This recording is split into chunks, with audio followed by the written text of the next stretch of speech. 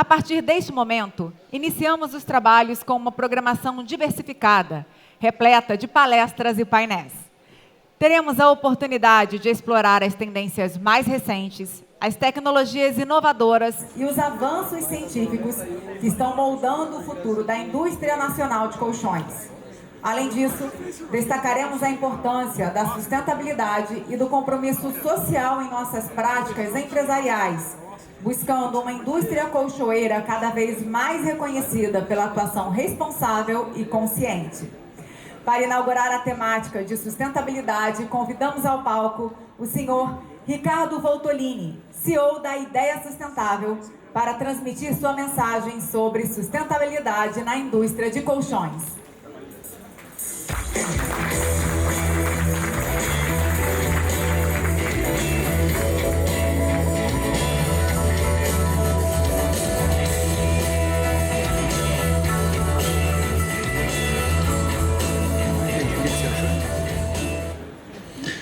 Muito boa tarde a todos e a todas. Eu queria aqui já deixar registrado meu agradecimento à Bicol pelo convite para estar aqui. E eu vou fazer uma fala, na verdade, são 15 minutos, é isso? Minha fala? 15 minutos. Eu tinha me preparado para 30, então serei mais sucinto. Eu queria deixar algumas mensagens para vocês. Acho que vocês verão algumas mesas tratando do tema da sustentabilidade, mas aqui eu queria contar a vocês que a gente, quando vem para um encontro como esse, vem e a nossa história é um produto de passos, caminhos e trilhas adotados nos últimos anos. São 30 anos trabalhando com o tema, portanto eu trabalho com o tema desde que ele não era um tema relevante e nos últimos anos ele passou a ser.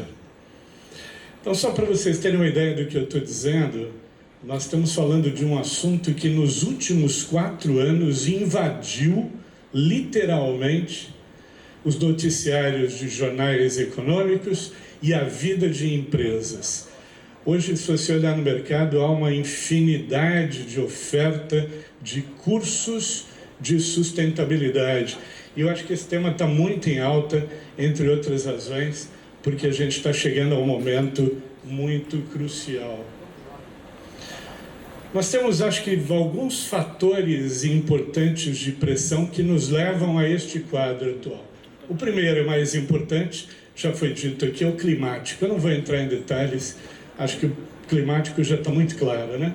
Nós estamos falando aqui de uma situação já bastante conhecida entre os cientistas e que não vinha sendo levada tão a sério até vivemos no Brasil a maior tragédia climática do planeta. O estado do Rio Grande do Sul agora está num processo de reconstrução. Eu lembro bem que há um tempo atrás, quando a gente falava em planos de adaptação ao clima, todo mundo questionava isso, tem um custo, o custo é alto e não dá para pagar agora.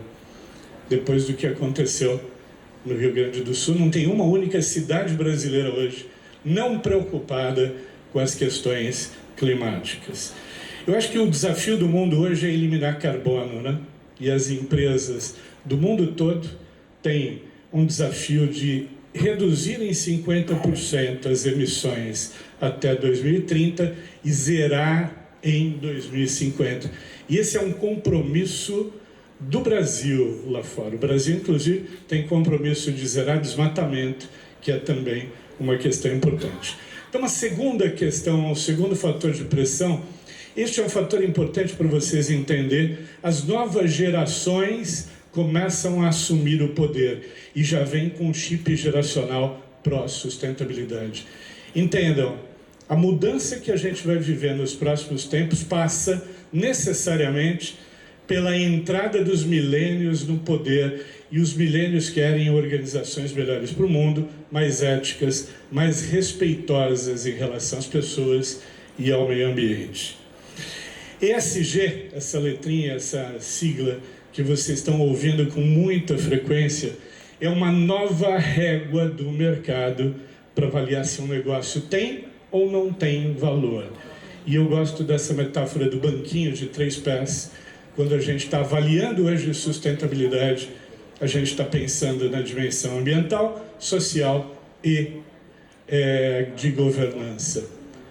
Se a gente olhar apenas para duas delas, o banquinho vai ficar manco. Se a gente olhar para uma, o banquinho não para em pé. É a combinação equilibrada do olhar para os impactos ambientais, sociais e de governança, sustentabilidade, com uma tradução para o mercado desses dados, do que a empresa está fazendo, é que vão gerar daqui para diante o que a gente hoje já enxerga no mercado, que é o ESG como fator que mede, protege e gera valor. Há vários exemplos disso, eu trouxe alguns muito rapidamente. Quando a gente compara as ações do ISE Bovespa, da B3 de São Paulo, e vê que estas empresas mais sustentáveis, nos últimos 15 anos, valorizaram 70% a mais, a gente começa a ficar com muita evidência de que isso realmente traz valor. Mas também, quando não bem conduzida, destrói valor. E aqui é importante deixar claro, acho que vivemos aqui vários casos de destruição de valor, um deles é o das lojas americanas, todo mundo sabe disso, no início do ano passado, por causa de um rombo monstruoso, de 42 bilhões, a ação dessa empresa bateu 0,75 e segue 0,56, o que significa destruição de valor rápido, em rápido período de tempo. Hoje, para você comprar uma ação das americanas, você precisa, na verdade, para você comprar um Kit Kat das americanas, você precisa de 5 ações das americanas. Isso é destruição de valor por não olhar um aspecto importante, que é o aspecto de G. Raizen é um exemplo de empresa, e eu sempre digo às empresas, vocês podem escolher estar na coluna solução ou problema. Raizen escolheu estar na coluna solução e hoje é uma das maiores operadoras globais do chamado etanol 2G, que é um etanol sustentável no uso e na produção. Eu não compro ações na bolsa, mas se comprasse, certamente as da Raizen estaria no meu radar, né? Quando a gente olha para a destruição de valor, o caso notório, mais recente também vivido no Brasil, é o da Vale e toda a indenização brutal que a empresa já está pagando e terá que pagar por causa do acidente em Brumadinho, um acidente absolutamente previsível que teve a ver com um descuido de um descuido de segurança. Ao invés de descontingenciar uma barragem que estava já completamente sacrificada, mantiveram a barragem, botaram mais resíduo, deu no que deu. O problema é gravíssimo hoje, é uma empresa que perde valor substancialmente no mercado. Pois bem, quando a gente olha para o mercado de colchões, eu sigo dizendo, ESG pode medir, proteger e gerar valor se a gente entender quais são as novas variáveis ligadas ao comportamento dos atores de mercado e aos comportamentos das novas gerações. Eu fiquei muito feliz de ver lá entre as disposições gerais da política de ESG da Bicol, o fato de que vocês já identificaram que os novos consumidores estão cada vez mais conscientes das questões ambientais e sociais. Eu tenho uma historinha muito rápida aqui para contar. Há 10 anos, a Indústrias Renner, as lojas Renner, nos procuraram para fazer uma estratégia de ESG. E à época eu disse ao presidente José Galó, falei, respondendo a uma pergunta dele, eu disse, em menos de 5 anos, Renner terá produtos mais sustentáveis nas suas araras e o público vai começar a preferir este produto. A ideia não foi muito bem digerida, mas rapidamente se percebeu que isso fazia sentido e hoje é só entrar numa loja Renner. Renner tem lá uma linha de produtos mais sustentáveis. Não por acaso, Renner é hoje a empresa de fast fashion mais sustentável do mundo, segundo o Dow Jones Sustainability. Uma empresa brasileira que escolheu fazer o caminho certo e hoje a ESG mede, protege e gera valor para essa companhia. Quando a gente olha para o futuro, o que o consumidor quer de um colchão, e aí vamos falar de um colchão mais sustentável, é um sono seguro e saudável, com materiais ecológicos orgânicos e não tóxicos, com menos pegada de carbono, melhor uso de recursos naturais, água e energia principalmente, menos resíduos e poluentes, que é um colchão que seja produto de zero carbono lançado na atmosfera, que é um colchão alinhado com os ODS, os Objetivos de Desenvolvimento da Agenda do Pacto Global. Amanhã o Caco do Pacto Global vai estar aqui. Vocês já selecionaram 5 ODS, que era um colchão ético e transparente, diverso e inclusivo, que respeita as comunidades, que tem uma rede de suprimentos responsável e seguro e saudável para os trabalhadores. Alguém há de perguntar assim, a semana que vem as pessoas estarão comprando colchões olhando para esses aspectos? Claramente não. Mas quem deixar de olhar para este movimento, que é um movimento crescente, global, com repercussão em todos os setores industriais, pode estar deixando o ESG de lado e comprometendo o futuro do valor do seu negócio. Então, atenção, porque na verdade a gente pode olhar para os desafios de E, de S e de G a partir dos riscos e das oportunidades que ele traz. Acho que diversidade e inclusão é um tema em alta e já está mais do que provado por N pesquisas que empresas mais diversas e inclusivas são melhores para se trabalhar, mais saudáveis, mais inovadoras e com melhores resultados. Ao contrário, as empresas menos diversas e inclusivas estão perdendo os melhores talentos. Outro desafio importante de S, a cultura do cuidado e da saúde mental. Já se sabe, por exemplo, que um sono de qualidade ajuda na saúde mental. Uma causa importante que tem a ver com o produto de vocês. Mas estamos falando também de como esta indústria trabalha de forma muito clara a saúde dos seus colaboradores. Estamos falando também de cadeias de suprimento mais sustentável. Nenhuma empresa consegue fazer a mudança para a sustentabilidade sozinha, ela vai precisar envolver todos os seus fornecedores nos mesmos princípios de sustentabilidade. As ações de melhorias nas comunidades locais, que também é um tema de ESG importante, é como estas empresas atuam melhorando a vida das comunidades onde estão, mas também usando o trabalho social para educar as pessoas, por exemplo, para a importância de um bom sono, mas, por exemplo, para também descartar corretamente colchões.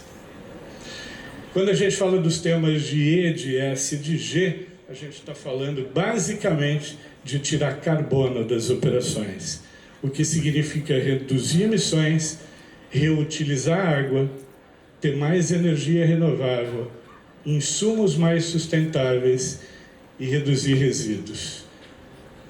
Esses temas todos estão colocados na política de ESG da ABICOL e, portanto, já são uma recomendação para o setor.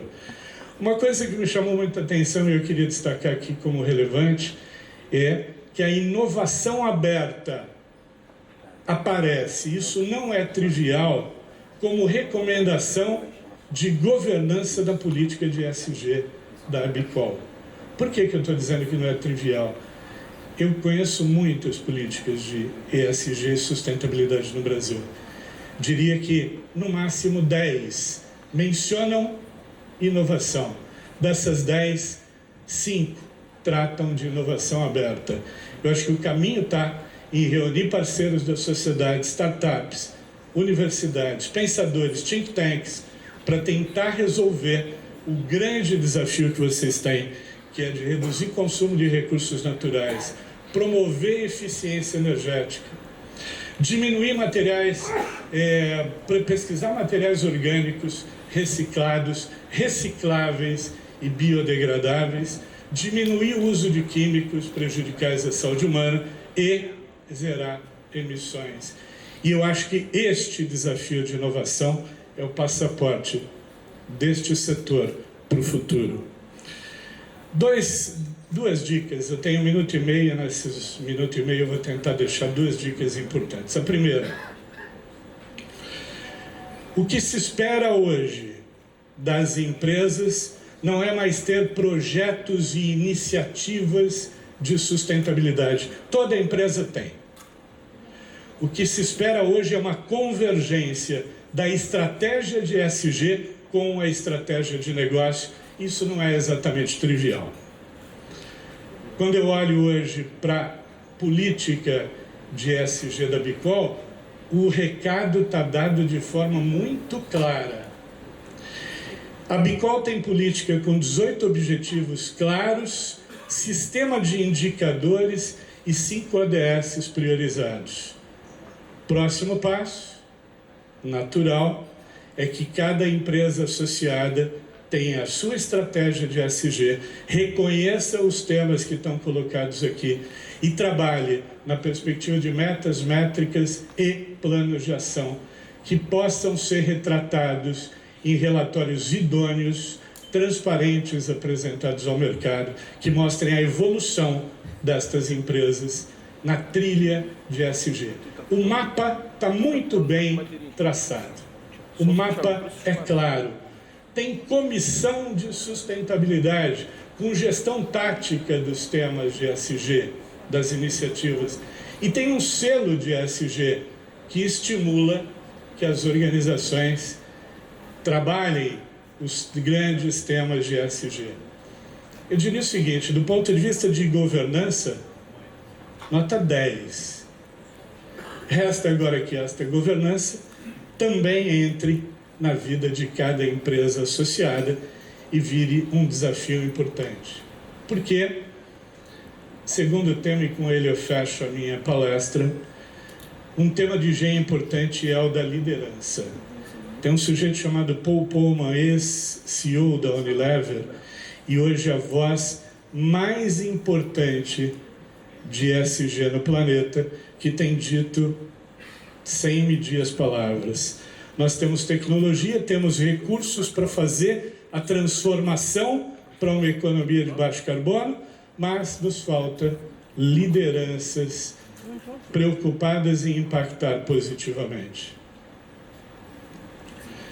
Esse novo tipo de liderança é uma liderança mais cuidadora, mais inclusiva, mais íntegra, ética e transparente, e mais preocupada que as decisões de negócio não impactem negativamente as próximas gerações.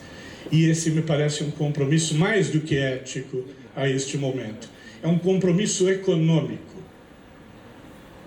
Porque as mesmas pessoas que se recusaram a pensar sobre por que era importante investir em adaptação ao clima, agora estão pagando um preço 1000 vezes mais alto, porque sabemos, sempre soubemos, que remediar custa muito mais caro do que prevenir.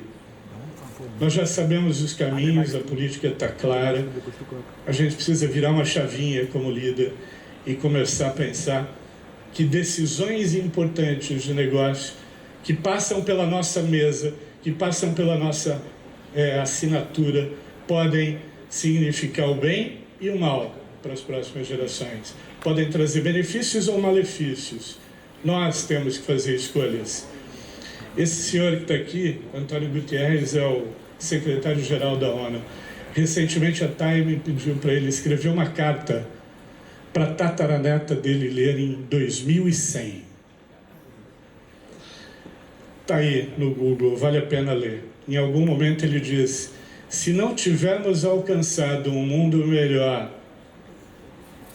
para você, minha tataraneta, não terá sido porque as jovens lideranças que trabalham justiça climática atuaram de modo forte e decidido, mas porque as lideranças convencionais insistem em adiar decisões que precisam ser tomadas agora. A bola está com a gente. A política de vocês é nota 10. Aqui quem está falando é alguém que faz isso todos os dias, que já atendeu mais de 500 empresas, construindo políticas e estratégias de ESG. O mapa está muito bem traçado. Seguir o mapa e realizá-lo no dia a dia depende de liderança, depende da virada de chavinha. Temos os 17 ODS. Eu gosto de chamar o ODS 0, que não está entre os 17, que é o que acontece no nível da consciência de cada um de nós. Podemos e devemos fazer essa diferença. Podemos e devemos fazer com que as próximas gerações durmam um sono sustentável, em colchões sustentáveis. Muito obrigado.